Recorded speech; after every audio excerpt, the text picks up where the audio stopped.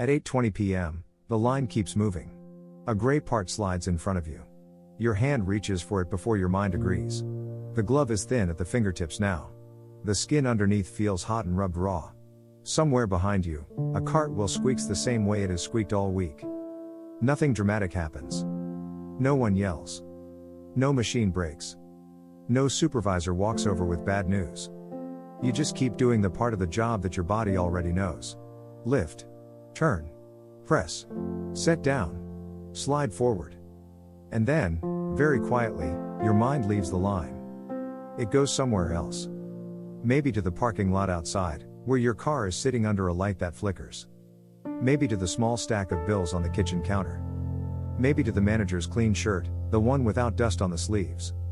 Maybe to the office upstairs, where the windows are closed, the floor is quiet, and the people inside talk about numbers your back helped create. Your hands keep working. But something inside you stops believing the story the same way.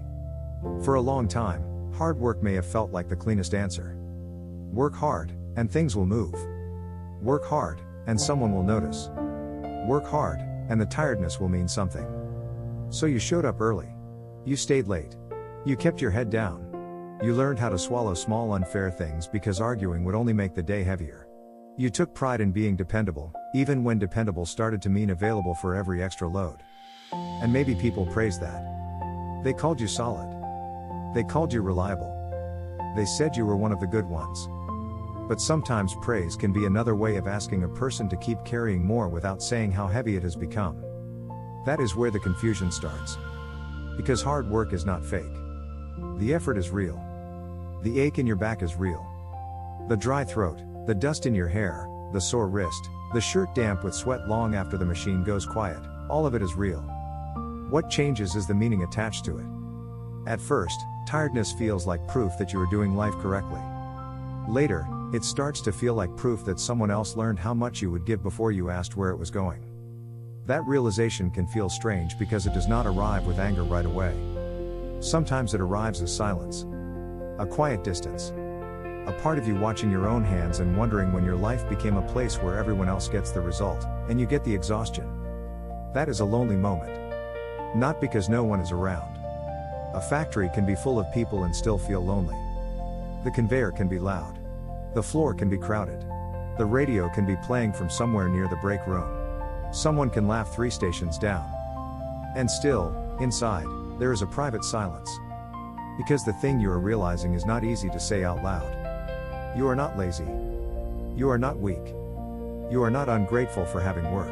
You are someone who has started to notice the gap between what you give and what returns to you. That gap does not always show up on a paycheck first. Sometimes it shows up in the way Sunday evening feels. In the way your body tightens before the week begins. In the way you stop talking about what you wanted when you were younger, because now the goal is only to get through the next shift. In the way rest no longer feels like rest. It feels like recovering just enough to be useful again. And that can make a person question everything. Not loudly. Not all at once. Just in small flashes. At the vending machine, holding a paper cup of bad coffee. In the bathroom mirror, seeing cement dust caught near the collar. At the time clock, watching your name become another punch in the system. On the drive home, with your hands still shaped like work even when they are resting on the steering wheel. The hard part is that you may still care. You may still want to do a good job. You may still feel proud when the line runs clean, when the piece fits right, when someone newer asks you how to do something and you show them with patience. The realization does not erase your dignity.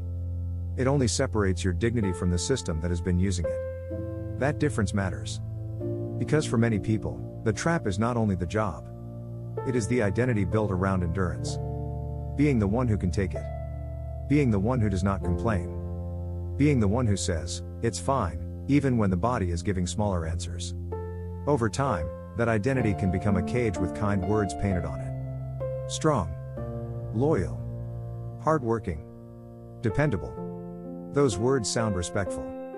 But when they are used only to keep a person quiet, they start to lose their warmth. You might know someone who lives like this. Someone who comes home, sits down for 2 minutes, and then gets back up because there is still laundry, food, kids, errands, a broken sink, a phone call from a relative, something else waiting. Someone who does not talk much about being tired because tired has become the normal weather of their life. Someone who laughs at work, Helps everyone, covers shifts, remembers small details, and still feels invisible when the day is done. Maybe that person is you. Maybe you have been turning effort into someone else's comfort for so long that your own comfort feels almost suspicious.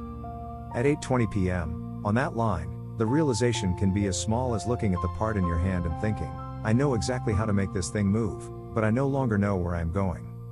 That thought can sit heavy. Not because it gives an instant answer. Because it takes away an old one. The old answer was simple. Keep going. Try harder. Be grateful. Do not think too much. But when the old answer stops working, there is a space that opens. At first, it can feel empty. Then it can feel honest.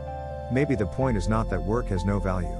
Maybe the point is that value and sacrifice are not the same thing. Maybe the point is that your effort can be honorable, and the arrangement can still feel unfair. Both can be true at the same time.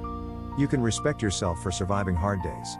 And you can also feel the quiet sadness of realizing survival was treated like a business plan. This is where many people get stuck. They think the realization means they wasted their life. But that may be too cruel. There were reasons you worked the way you did. Bills were real. Family was real. Rent was real. Pride was real. Fear was real. The wish to be seen as useful was real. A person does not give years of effort for no reason. Usually, there is a whole world behind it. A parent who taught that complaining gets you nowhere. A childhood where money was always a storm cloud. A workplace where saying no makes your hours disappear. A family that depends on your check arriving on time. So the realization is not an insult to your past. It is a signal from the present. A small, quiet signal saying, something in me knows this cannot be the whole story. And that signal may not come with a plan. It may come while you are still wearing the same gloves. Still finishing the shift. Still clocking out at the same machine. Still walking through air that smells like metal, dust, and warm concrete. But something has moved inside you. Even if nothing outside changes that night. You may go home the same way. You may unlock the door softly because someone is sleeping. You may wash your hands and see the water turn gray for a few seconds. You may stand there longer than usual, watching the sink, feeling the sting in your palms. And for once, the tiredness is not just tiredness. It is information. It tells you where your body has been spending itself. It tells you what your silence has been carrying. It tells you that being useful to everyone else is not the same as being alive to yourself. There may still be work tomorrow. There may still be the line, the clock, the supervisor, the same cartwheel with the same tired sound. But after a realization like this, a small part of you may stop handing over your whole inner life so easily. Not in a dramatic way. Not in a way anyone on the floor can measure. More like a private boundary forming in the mind. The job may get your hours. It may get your hands. It may get your focus while you are there. But it no longer gets to define the full meaning of your worth. That is the quiet shift. Not quitting in a movie scene. Not proving anything to anyone. Just standing in the truth that your life is not only the labor someone can count. Your name is not a badge number. Your body is not a machine beside the machine. Your tiredness is not the price of being a good person. You are someone who has carried more than people saw, and still kept showing up. And maybe, at 8:20 p.m., with sore hands and a heavy back, the first honest thought is not loud at all. Maybe it is only this. I understand now. And for a moment, that understanding does not rescue you. It does not change the line. It does not turn the machines off. But it gives you back one small piece of yourself. The piece that can look at the work, look at the story around the work, and quietly know the difference.